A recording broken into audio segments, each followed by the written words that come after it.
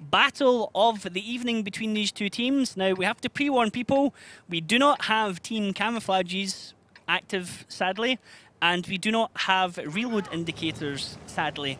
So you might see reload indicators for some teams, or they might just load up, but not all of them are going to be there. So it's going to be a bit of a guessing game for us as well, Mojo. We will do our best here because we can see Agorni and Kela don't have them at the moment. But we would rather have them play than have that kind of issues. Dudolinho here is trying for his boost. I really hope he makes it because we've seen more than one team actually lose if that roof fails this one. This should be a well-trained exercise and we will see how Dudo perform. And yes, he does it from the first. So he's up at stage 1, he's going to get up to the rest of it. I do like the one who he reverses up that bit just to make sure. It's always interesting to watch. Now, positioning coming out, actually looks like quite a strong push on the right-hand side here from DiNG, Mojo. This is a really strong play by DiNG here, and Kiki Mercat actually might find himself completely surrounded because if DiNG is guessing their positions correctly, and they are because Koritz already spotted them, they're just gonna try to chase him down to the death and ignore Dudolinho behind them. Breakneck and Positive going in for the kill, Kiki Meerkat. Now, shots coming back from Dudelino, but he gets shot as soon as he sticks his head over that hill. So they have good read on him. There was a couple of shots going into Kiki as he's able to back off and get himself safe. You see him driving into the middle of his team, and advantage going quite strongly in DiNG's favour at the start here, Mojo. This is how it's played, and this is a really aggressive start by DiNG, immediately reading any kind of play the Valbanch has. Now we will see that FE Heavy probably just covering against that RU up, while the rest of the guys are focusing on possible counter-attack that will come from the Valbanch. And Koritz as RU, only guy spotting the middle. Everyone else is right there in the middle of the thick. So Mr. Keller getting shot in the face there, but it looks like Hulknick getting shots across as another one comes in towards Kiki Meerkat's direction. Now, Koritz is at the bottom of the map, not really contributing here. He's just acting as an anchor to come round, but he's not needed as DiNG are already down to 27 seconds in the cap circle. Wild Bunch here looking to rotate around, try and change their positioning right now as they can't actually get any good angles on these tanks sitting in the base circle. Now down to 17 seconds. They're going to come up here, pop round the corner, but the gun line from DiNG's going to be waiting, Mojo. DiNG already has significant advantage here, but Hulknick at the moment is on reload, so the Wild Bunch has to use that. Also the cap, look at the cap. And as you called it there, Shockies gets the kill on Dudelino as DiNG now break off from the cap and go to encircle the Wild Bunch. Phenomenal is coming down to close. Mr. Keller's dropped, Argorni's dropped, Dudelino's dropped on the Wild Bunch. They have 4 tanks left, but barely any HP as DiNG are just spreading the damage across their tanks. In saying that, Positive now gets dropped for DiNG, but they are in absolute control here, and they're going to pick up this one quite comfortably. DiNG plays this game without mercy from the start. We saw that aggressive approach. I really liked it, honestly, because they predicted the play of the Wild Bunch to the step. We already said it's really, when you play a default game like that, with a default lineup, you are susceptible to some new plans from someone else who is maybe more inventive. At the moment, it was DiNG. DiNG just sent Koritz, spot one side, confirmed their suspicions where the Valbanch tanks are, and then just pressed in immediately from the start. Chased in. Kiki Mercat was even lucky to survive that.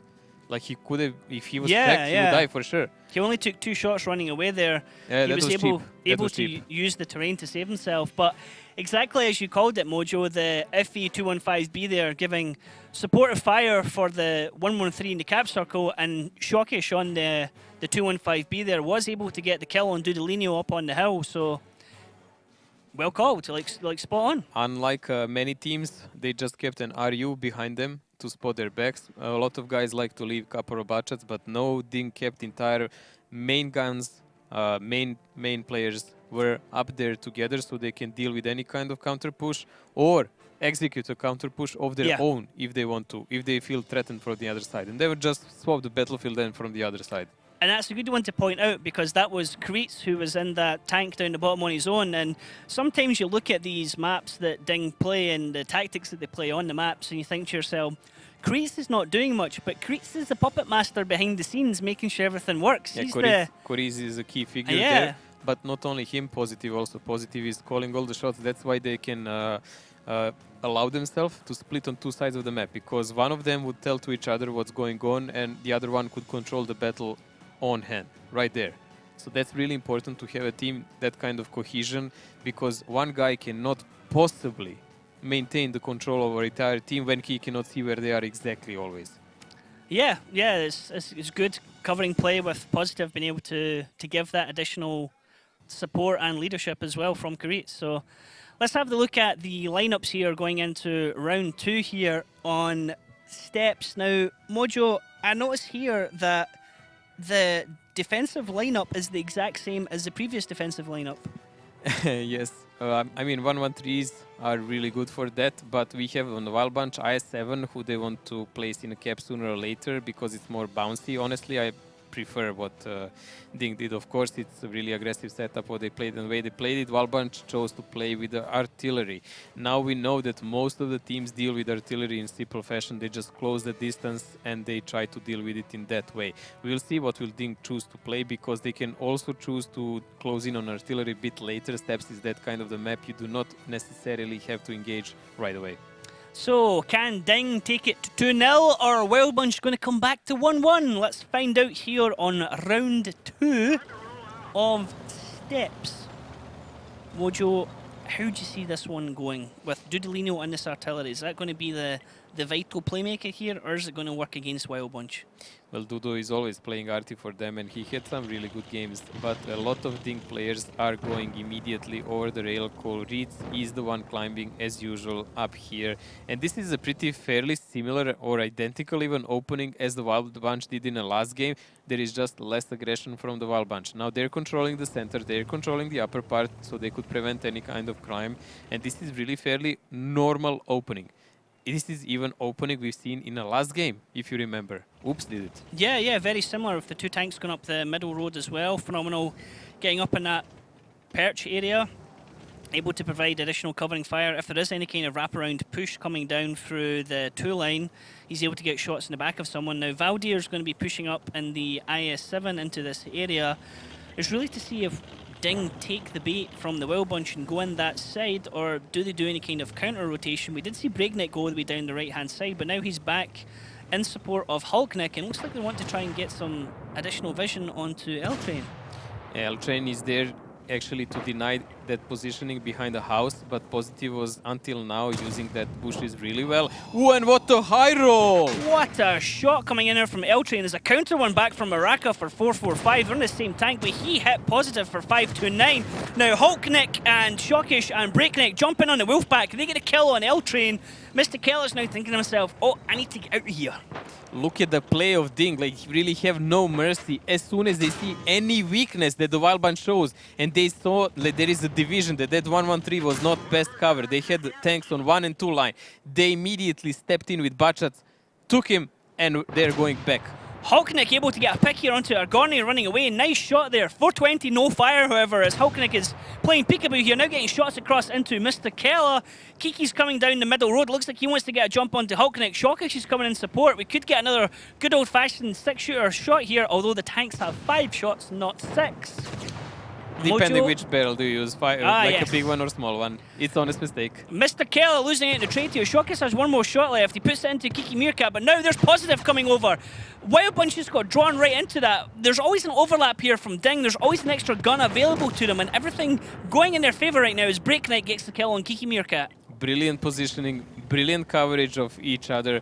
Like this play, something you want to see in World of Tanks. I mean, it's hard to say, but the Wild Bunch at the moment looked severely outplayed. It's just the execution, isn't it? DiNG are just able to get these, like 2 tanks go in, they take the shots, they draw up 2 tanks of the Wild Bunch.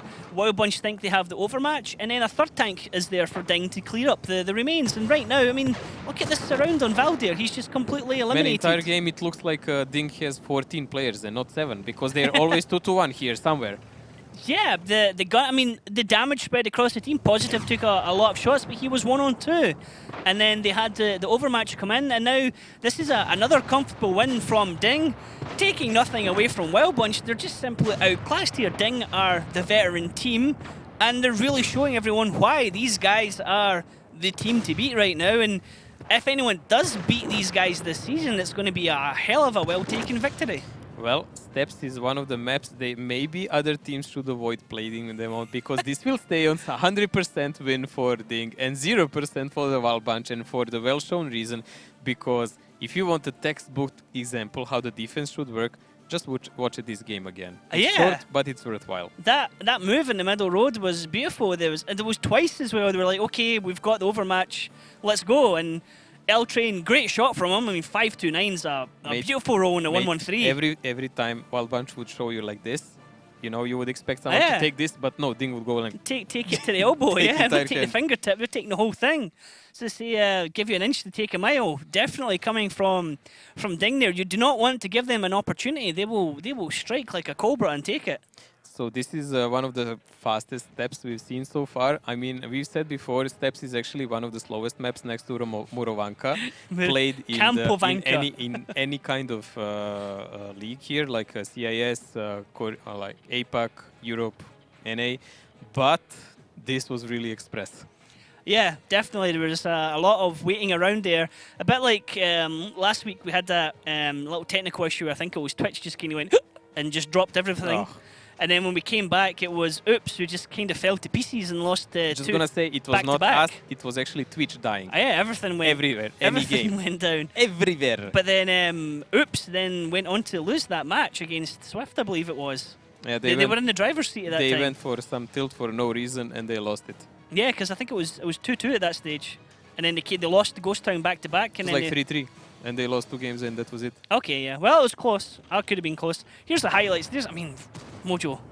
Well, this is the moment when they singled out L Train here. They noticed he is not very well covered by the rest of the team because they already spotted where the positions of the other guys. And we already said playing with Arty is a hazard because if you split, you get wrecked. And if you don't make any kind of crossfire, then you don't have any kind of map control. You can't just sit in one corner surrounding the artillery. So playing with Arty is kind of a tricky game because you need also a bit mistake by the enemy and good shots from Arty. It's a lot of RNGs related. A lot of RNGs. RNGs giveth, RNGs taketh. So let's have a look at the lineups as we jump into map number 2 already here, which is going to be Ghost Town. Mojo, this is quite a brawl-centric setup coming from the Wild Bunch. Well, Wild Bunch playing with 357 heavies. I mean, think we already seen them play something like this, and 2 T10 heavies, so they can put them in a cap and protect them with the rest of the forces. And they can actually choose either side, either cap with that, but the lower one would be preferential. But DiNG, we've seen the debut of AMX30 several times. Actually, the Rusty roster was the first team in this league to play it, but they didn't play it out to the fullest. We've seen yesterday, I think, Kazna played. But it didn't work out because there was no backup of the initial plan. So they got actually kept. And I really seriously doubt that DiNG will allow it to happen, especially after watching yesterday's match. Now they have a Conqueror. We've seen that tank actually being blown up more than was. So this is a bit of a light setup by DiNG that can be dangerous. Now, for those in chat who are looking at the different lineups here, now Wild Bunch have 3 T57 heavies and DiNG have 2 T57 heavies, but then they also have a 50B. What's the reasoning behind taking the 2 different all-loaders? Why not all of one? Always rotation, always rotation. The Wild Bunch, when they position well and they start the cap, they don't need to move around much. But DiNG will have to go left and right and take some different angles to deal with them. And 50B is much more mobile, while 57 can bounce shells and shoots faster and has like heat shells. So it's better in that. Okay, so we are ready to jump into map number 2 here on Ghost Town.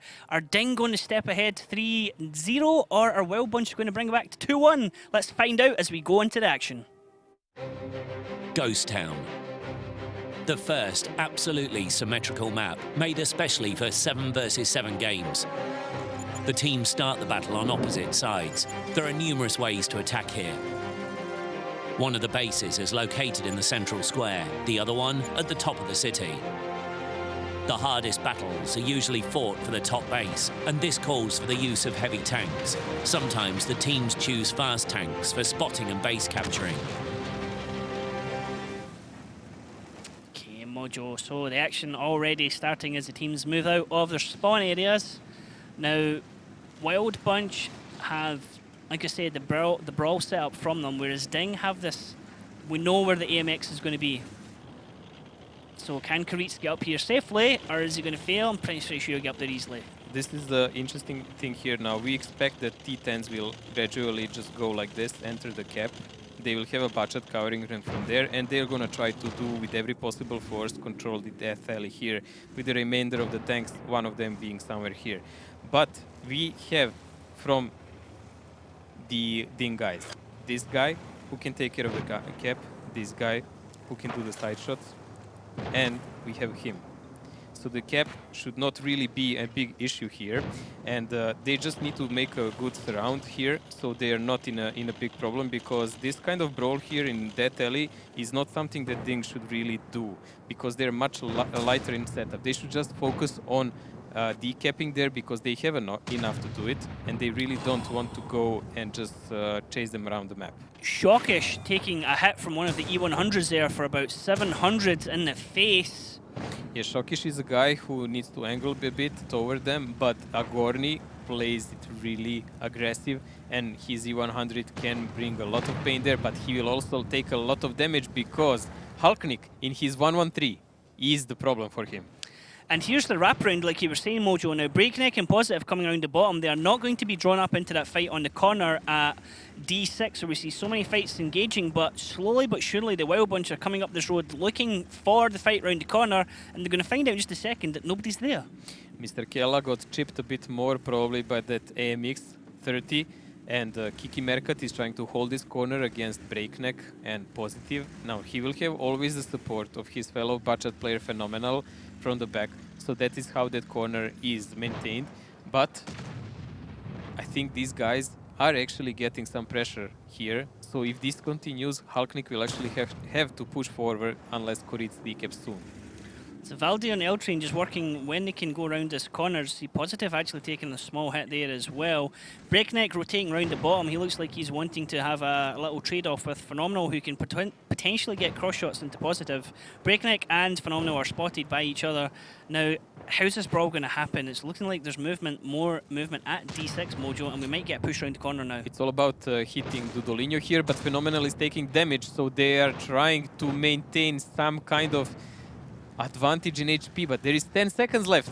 10 seconds left. DiNG need to make the shots count on the guys in base. Down to 5 seconds. DiNG, don't do this, mate. Too many teams have been caught out doing this, and it's going to happen. DiNG, what have you done? You have just lost a cap rush. You had the tanks to avoid this. DiNG, you had the most perfect setup to not let this happen. I was watching the reload. I was watching the reload of Koritz back there, and I was like, will he actually that line connect, and will he make a shot? He was lacking like half a second. Half a second. Well. And Hulknik, he was supposed to push earlier, but probably the order never came because they're expecting, I will be there, I will be there. Again. This shouldn't happen in Ghost Town. It just shouldn't happen on Ghost Town. Honestly, the safest way we saw so far is to put E100 close there, and he can shoot the top of the turrets of these guys, and then you can have that AMX behind. He can shoot like while that is going on, and you're pretty safe. You don't need 113 in a field. You can keep a T10 there, a tier 9 tank who also has a decent cooldown. Maybe not such a great pen and alpha or whatever, but still. You can have a tank there, you can have an EVA-100 shooting to the cap, you can have that AMX still shooting from the hill, and you would be perfectly safe because you would cover every angle, you don't have to engage. But like this, every time, it ends like this. At the start of the season, every time that you saw something like an IS-7 or something with a nice curvy turret, I was always saying to you, Daki, saying, so, Mojo, Daki, they've got the IS-7 here, they're going to send him into the cap circle, and that's going to be a bait to get the fight started. And you and Daki are always like, yeah, nobody usually caps on this one, it's usually always a fight. And now we're seeing caps in base 2 happening all the time, with nobody coming around to reset the caps. And we're starting to see multiple caps on the number 1 base. This is probably the most capped map ever. And it's in not any season of any map. It's not a map that cap tactics should realistically work. The cap, you go in the cap to bait. You go in the cap to draw the other team into fight. You do not set up the team and go, boys, we're going to out-cap them because they're not going to come in and deal with us. You could see that DiNG setup was a bit, let's call it wimpy, because they were not really meant to brawl there. It was more of tactical lineup, and I think they will not use it again. Yeah, I mean, but to have the AMX on the hill and everything, and not, man, DiNG, back to the drawing board with that one, guys. That was well played to the Wild Bunch for it working in their favour. Yeah, there was a bit of luck also Yeah. involved there. A lot of luck. Let's have a look at the lineups for round 2 here on Ghost Town and see if DiNG can do it back to the Wild Bunch, but I don't think so, Mojo, because this definitely looks like a fighting setup. Well, this is a DiNG that we've seen in last matches. Now we know how it ended up against Kazna here, but the Wild Bunch had chance to see them play, so they might be able to resist. Those 3 100s are usually just a decoy, and they are taking the punches while they're pushing together, while the Clippers are actually doing the work. Yes, so DiNG, 3 E100s, 2 E1s, and 2 Batchats. There's a lot of shots coming in. Then the 2 E100s, 113, 2 MX50Bs, an E1, and then a Batchat tier 9. Let's find out which team can make it work in their favour as we go into round 2 here on Ghost Town. Mojo, do you think DiNG are going to want to punish Wild Bunch in a way for that? They certainly didn't want this to happen in the last game, but there is several options how you can play this game. They can just pressure the cap one with Batchats and approach with the rest of the guys. They can put those 3 100s in 2 cap. They can just start to push with 3 100s and then positionally play with those Clippers. Now, the Wild Bunch is trying to preserve themselves from the push of E100s that could come from the lower side, which is what they did against Kazna, but now they're showing us again they're just playing a different kind of game in this match. Yep, it's almost like they say we don't want to fight in that area where we know everyone fights, so we're just going to do something different. Now, Phenomenal and Valdir are way down the bottom there, Mojo, with Dudilino wrapping all the way around himself, but where's the cap interrupts right now? The only guy who could interrupt theoretically is Kela, but Kela doesn't really have a great angle for that because they are down in a defilade. You need someone above, that's why you use it. Kela is more like a spotter there in a last resort. But that last resort is exactly what DiNG wants because they're gonna make them pay for every possible move. Hello, come on, Wild Bunch, get in there and reset it. You were down to 5 seconds, lads. That's way too close. They're going to sit the tanks in there. They're going to try and kill Mr. Keller. They've done it. They're down to 10 seconds. Valdir's the only one that can reset, but they're going to push out and perhaps try and get shots on them. 5 seconds again. Valdir, you need to get some resets in here. 3 seconds. There's a reset coming in from the wraparound. Dudilino's going all the way around the map here, Mojo. And he is late because they are already killing them all over the place, and they will just push Valdir now because they don't give a damn about the cap anymore. So, DiNG coming in here for the cap bait, and they're able to draw out the Wild Bunch. They had no interest in capping, really, ladies and gentlemen. They wanted to get the shots in. Positive running away here. He's in a reload. Maraka's reloading, but he's coming off reload. Mertorius dueling here with Agorni and L-Train. He's going to take a shot. He's not got the angle quite locked in there, but he does have wreckage in his side. Both shots connecting from Agorni and L-Train there. Phenomenal saying, guys, help. There's people wrapping around here, and this is not looking good for the Wild Bunch. Well, Mary will here pay the price for sure because these guys will stomp him. But the backfire that's coming from Halknik and Korit, that's gonna hurt. Mary with the blockage there. He gets L-Train stuck against the building. Great use of his wreckage there to deny the E100 of L-Train backing off round the corner. We see Halknik picking off Valdir's. Dudilino runs for his life, being chased down here by Positive. Positive gets the killing blow. All we have left is Agorni and L-Train here in the middle of the map. DiNG have lost 2 tanks, but yeah, good comeback from DiNG after that last round. That was scrappy play from DiNG to allow them to be counter-capped like that, to be out-capped by the Wild Bunch. Realistically, a bad play from DiNG in the first round there. It was a bold play. It was a expected play from the Wild Bunch. Well, if we had Ducky here, we would hear something like it was his 5th round and they didn't DiNG much. But Mr. Kela really died there in the field. He didn't even manage to reset. Come on, I mean, those batches just wrecked him and he didn't even pull a shot on them. Yeah, the batchat's like, hey, we can just go up and kill Kela. For free. And then Valdir was round there and they were like, do we stay in the cap circle? They could just drop back and they could have just capped at that stage. They knew they cannot because they expected Dudolino will come from their backs. It's a normal move by any team. So why would they stay and get shot for nothing when they could just push and kill Valdir for free also? Yeah. Okay, Valdir survived on 1 shot. Fair and square. Very nice. But they still did what they wanted. They did a ton of damage and one of them ran away alive. Yeah, so I mean, Wild Bunch 3-1, Wild Bunch, sorry, 1-3. Arguably, that one was DiNG's to lose to them rather than Wild Bunch winning it. You cannot say that. It was a fair and square one by Wild Bunch in that game. And if you watched like that, you could say same for Wild Bunch on the other side, honestly. I mean, DiNG is just looking really super strong.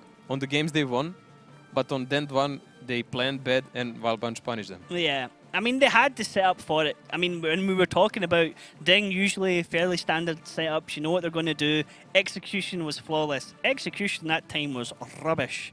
You know, the axe came down and completely missed the head. You know, five attempts, you know. Well, I really don't like the Tier 9 Conqueror, and I really think they should just dump the whole idea of it. And there you go, Mr. Kella going there for free because he was the last resort weapon and it had to be used.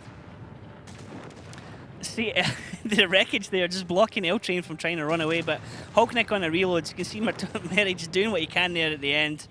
Dudolino running away from Positive. Nice to see Positive farming damage. He's in my fantasy team. And yeah, a nice pickup from DiNG. Roughly about 4,000 health still left in the battle by the end of it. Comfortable win there that time round in Ghost Town. Well, we are both covered here because either way, whoever wins, I have players in both teams. I have Shokish and Breakneck on one, and I have Valdir on another. So Valdir's good. What I was going to say is, that's actually what I was going to say. Sometimes we highlight players at the start of battles, and I guess I'm lucky we didn't do it because it's usually the caster curse. Agorni for Wild Bunch is definitely a standout player in their team. So if you're wanting to watch the movement of anybody in their team or watch damage, potential damage done, shots landed and stuff, keep an eye on Agorni because... or Valdir. Yeah, they both play exceptional for Wild Bunch. Now, let's have a look at the lineups for our third map of the day, where we're going to go into Prokhorovka, and let's have a look at the vehicles used here. So, Mojo. Well, we have Wild Bunch using again the 62A in attack, so that means they will probably play the wood side again together with Dudolino IS in and then in Ru, and IS7 probably played by Mr. Kella there. But on the other hand, DiNG, fairly similar setup they always play here. I mean, E5, I7, defensive, nothing really unusual for them. This is the same old by them, all over the place. I have nothing written for Prokhorovka other than to talk about something when we see the next lineup. So yeah, tactics we've seen before from either teams, standard lineups we've seen for specific tactics as well. So I mean, once we get into the battle mode, you can perhaps tell us how these tanks are going to be used in specific areas. So let's find out as we jump into action on Prokhorovka.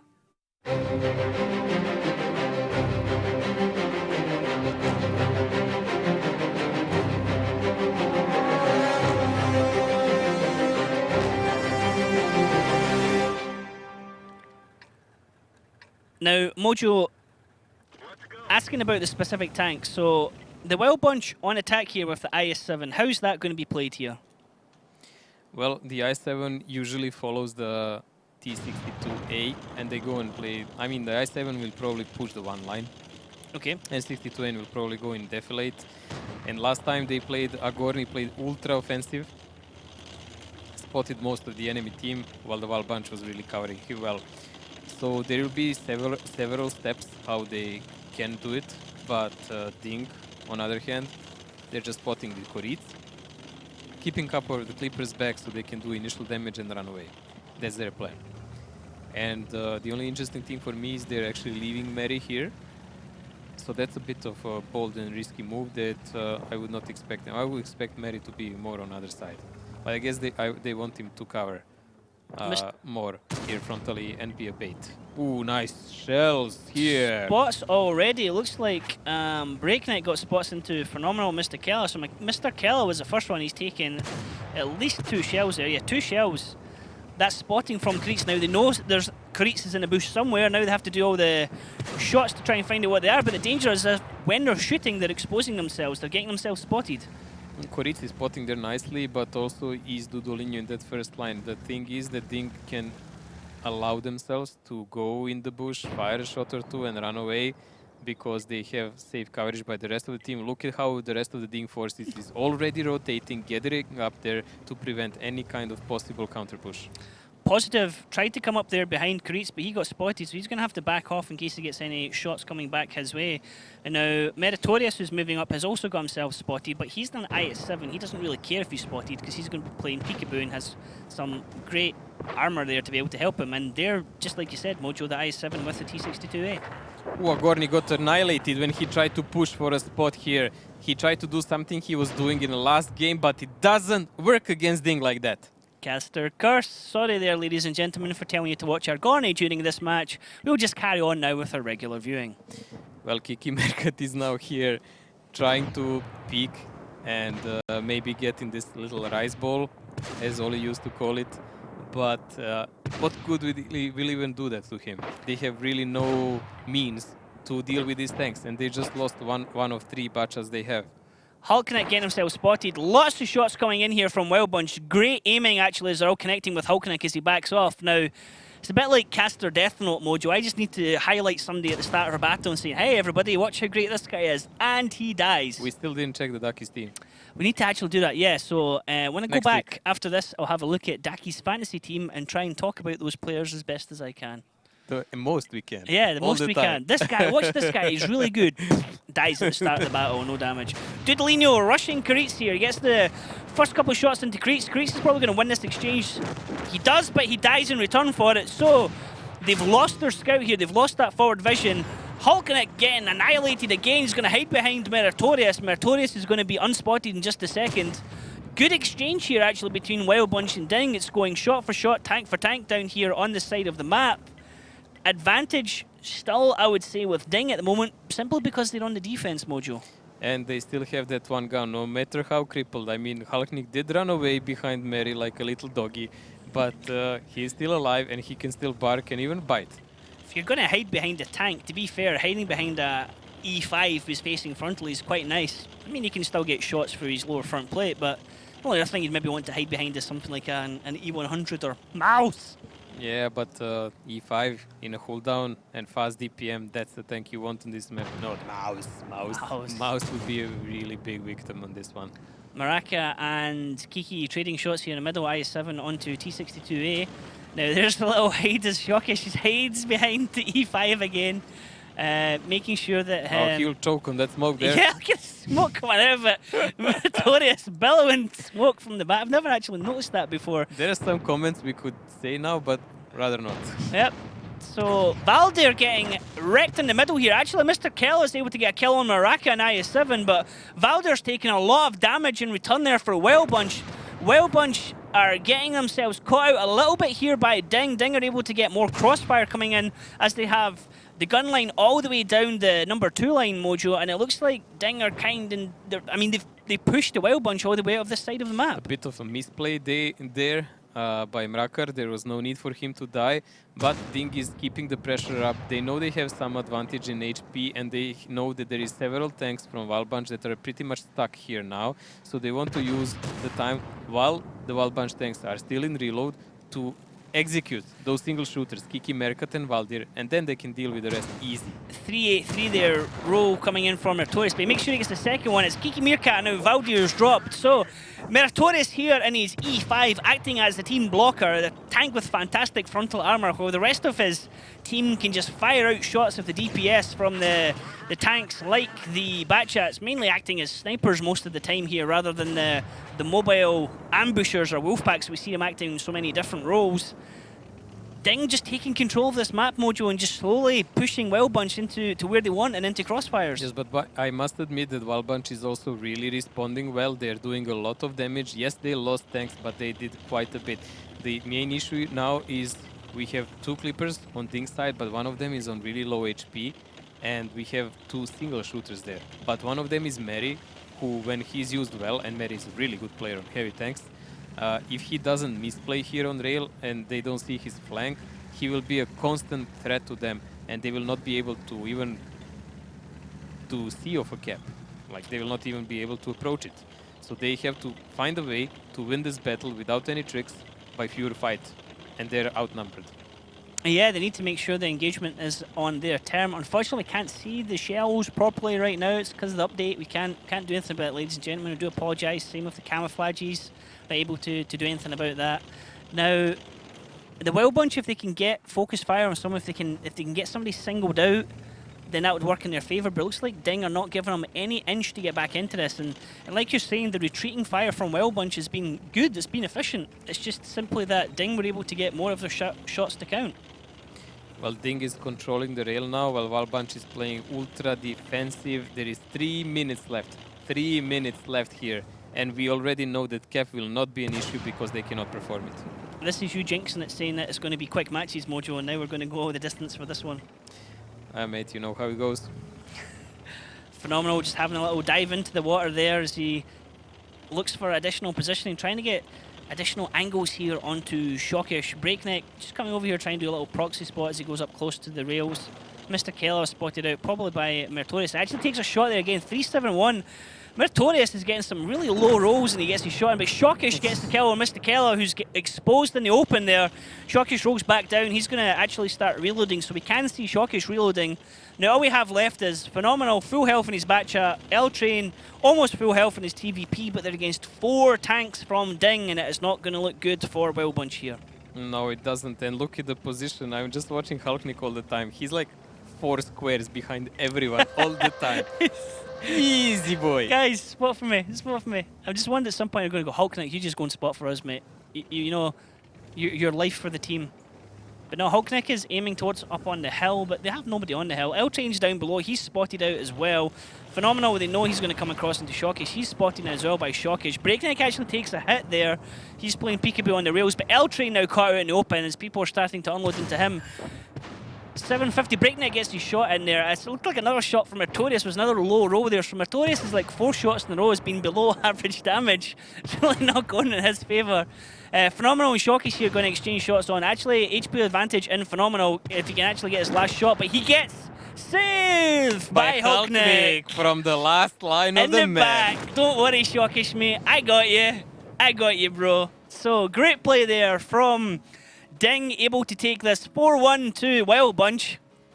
This could be it, Mojo. We're looking at the match point. DiNG is now going to defend. No, they're going to attack now, actually. They're going to attack now, actually. And Wild Bunch is defending. But actually, DiNG is better at attack on this map than defending. Yes. This is the fun part for it. They have almost 70% there. Yes. And we've seen them play with a lot of lineups with those Object 140s they invented, and people try to copy it. Some more, some less successful. But DiNG was ever changing after that. So they were swapping around the playstyle and a bit of the tanks there. They've never really gone back to it. It was something they innovated it and then just went, we're done with this. You guys can have your fun with this tactic. No, they usually play it like they look at this. Ghost Town last time. They played from the bottom side of the map against Kazna. Now they played against Wild Bunch from the top side. Next match they're gonna swap something. Probably like one tank and throw around. Yeah. With those Object 140s, first game they played from the left side of the map. The next time they played from the right side of the map, and then they dumped one and took another tank, and so on. So they change really little, but mostly they recycle. Enough just to throw somebody, yeah. Yes, but they just decide on the map what will they actually do. That's their strength, because they have really good decision making. Yeah. So interesting to see DiNG now on the match point. They're looking to send this one to bed early, basically, and finish off against Wild Bunch. Wild Bunch would love to get back into it, take it back to 4-2. However, I think this evening's gone on long enough already, and DiNG are just like, you know what, guys? I just want to go home. Can we just Wild Bunch? I'm sorry, but we're gonna just finish this one quick. Well, the last game against Wild Bunch was pretty tight and close, but I think DiNG's was just to show that was a fluke. We are actually the dominant alphas here. Yeah, the alpha males. It's like in the NA League right now, the team that's fighting at the top of NA is Apex, and I keep wanting, every time I do the global recap, I keep wanting to make a joke about Apex Predators, but I can never really fit it in properly. So like, Apex are the Apex Predators, but no. I'm waiting for Eclipse to leap ahead of them, and I can do something like, and finally Apex have been eclipsed. Hey! Yeah, we can see some of the moments here when actually decided to trade Dudulinho for Koritz. It's a fair trade. They really needed to clear him out. They knew Dudulinho will not survive that one. And this is a misplay of Mrakar here. He really didn't need to die there. He just went a bit too far up with that I-7 to give a shot to the enemy. And he got singled out by the Wild Bunch snipers. Okay, yeah, so, I mean, in the end, they were just able to get the angles, and DiNG had good gun line here. They had the cover from the top for Shockish. Hulknik getting in the shot. Boom! Mojo saving his teammate. There was tanks in the middle, so everything was going in their favour, and they were able to just close out the match. So everything's ready to go here for round 2 of Prokhorovka. So let's have a look at the vehicles being used. Now, Mojo, this is where I wanted to ask my question. This time round, DiNG are using the Object 140, and in the previous round, we saw the Wild Bunch using the T62A. What is the difference in these tanks? I mean, there's a lot of people who are going to be watching this and saying, oh, it's a different Russian tank. Why Russian tanks? Well, DiNG was always using 140 here. It actually has almost identical gun with maybe 0.01 difference, but Object 140 has 1 degree of gun depression better. So that means if you want to shoot behind a little hill, it has a bit better angle with Object 140, while T62A has a bit stronger turret. So those are the advantages if you want to use them like that. At DiNG, they're playing with Grille now in attack. Interesting. Interesting to see how this grill is going to be used. We did see previous round where we tried to see Oops use 2 grills on the attack, and that didn't go their way. That didn't work out. When you put them on 2 different sides of the map, it usually ends up in disaster. Okay, so let's jump into round 2 here on Prokhorovka. Can DiNG make it 5-1? Or are Wild Bunch going to bring it back to 4-2? Now, if Shockish doesn't perform on this grill, Daki will roast him for it. Forever and ever. Well predicted there, Mojo. So Daki's probably sitting right now going, oh, come on, Shockish. He's gonna probably check how many gun marks he has. When did he earn them? Was it in this century or decade or whatever? And so on. And then he's gonna rub it in his face. Daki, several times in a row. There'll be jokes about, you said you didn't get to go to the barbecues. Is this why you were trying so hard on the grill? I know Daki will have everything set up. Although I did want to ask Daki the difference between the German Tier 10 tank destroyer and what a big massive monkey's called, and see if, because I'm pretty sure Daki says gorilla for both of them.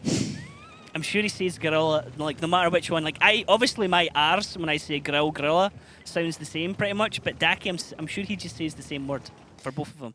And okay, a lot of split here by DiNG here. Okay. Awkward. Talk about World of Tanks here, Hector.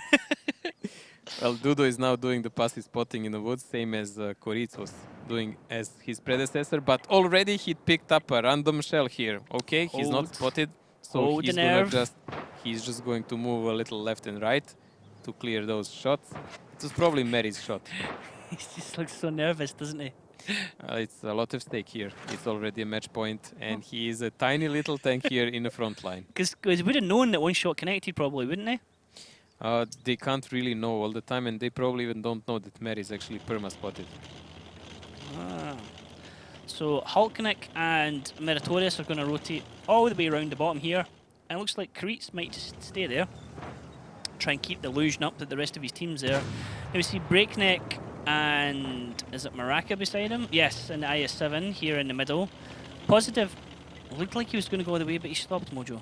It's interesting that they actually abandoned Koritz and left him completely alone. It happened more than once. I mean, we have a guy in our clan, my good friend Coyote, that when I want to use someone as a bait, I just tell him to stay there while I move entire clan away. Oh, did you see that? Finally, that's the first time we've seen it.